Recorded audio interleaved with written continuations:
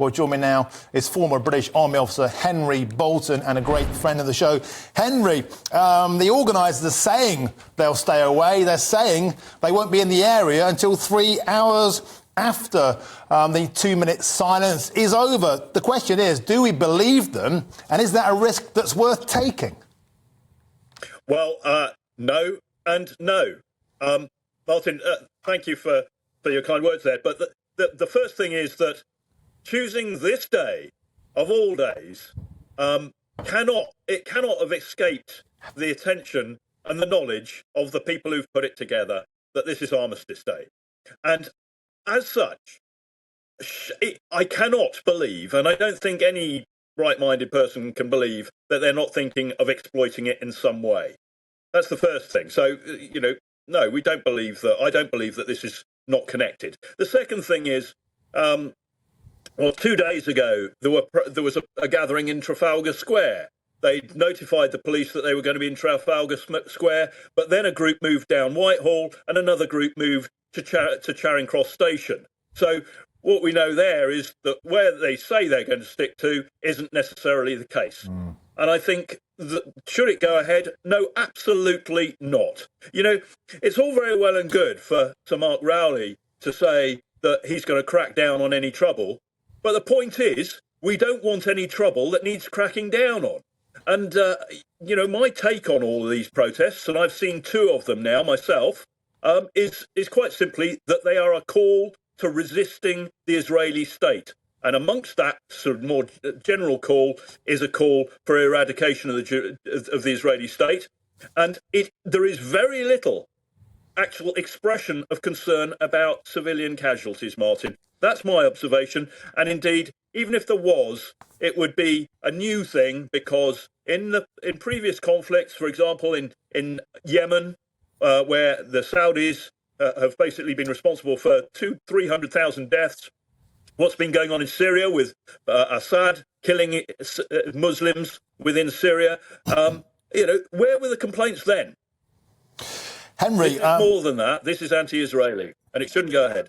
OK, Henry, part of the problem with that, of course, was twofold. First of all, people would say, well, we have freedom of assembly in the UK. We have freedom of speech. And also, what if we can't even stop this march? For example, thousands of people are being bussed in from places such as Batley. Yes, Batley, where the grammar school teacher is still in hiding. Seems a bit rich for them to be dishing out moral advice to us down here in London, doesn't it? But what if, Henry, what if we get to a situation where there are simply more protesters than police? We've got a recipe for anarchy.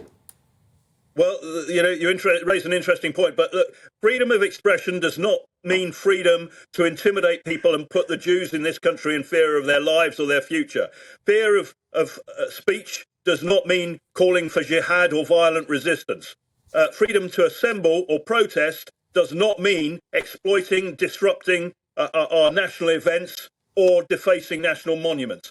And as for the, what do we do if there are too many? Well, frankly, at this late stage, then your point is absolutely valid. I think this should have been banned a long time ago, sort of 10 days ago. It wasn't. There was all this sort of humming and ahhing, and nobody could make the decision to actually stop it. The other thing, Martin, now I can't tell you that this is factually correct, but I've had it from 2 unconnected sources that the Metropolitan Police now only have 137 detention cells in London. Now, this would explain, and of course they're not making this public because that's a shocking situation when you think you've got drunk drivers and, and all the rest of it that are going to be arrested. But if that's the case, Sir Mark Rowley has got a problem. If he ends up with more than 137 prisoners, where's he going to put them? Now, Henry, just to interject, there are laws in place, you know perfectly well, that could be implemented. We have a Section 12 order, a Section 14 of the Public Order Act, which would prohibit people from going to prescribed areas. So why don't they just use the laws that are there? Close off Whitehall, put a ring of steel around the cenotaph, a ring of steel around the Churchill statue and other such sensitive areas. Anybody who desecrates that is immediately banged up. The law is there. Have they got the guts to do that, though? Martin, you've used the right expression. Have they got the guts? No, I don't think they have. If they had the guts, they'd have dealt with this a lot sooner. They'd have spoken to the organisers, written them their horoscopes, and made it very, very clear that there are certain types of protests that are acceptable and certain types and times when they're not. There are the powers there. You're right, Martin, and I'm also a former police officer. There are various public order powers as well. There are plenty of powers, and it is disingenuous for Sir Mark Rowley, the chief or the commissioner of the Metropolitan Police, to say otherwise. That's absolutely not correct. He's got the powers. His police officers have got the powers. Why don't they use them? Why haven't they been using them? Well, I think it is quite simply that the mayor of London is opposed to it, and Sir Mark Rowley is sort of, to a certain extent, has to defer to him, and they don't want a confrontation with the Muslim community in this country. Well, we know that appeasement does not work. The 1930s told us that, and in fact, there was something very similar going on in the 1930s. The Jews were being persecuted then. The Jews have been attacked now, and indeed, they should feel safe on the streets of London. And Martin, fine. You're all those people out there, including me, have got concerns about what's going on, civilian casualties in various parts of the world, not just in Gaza.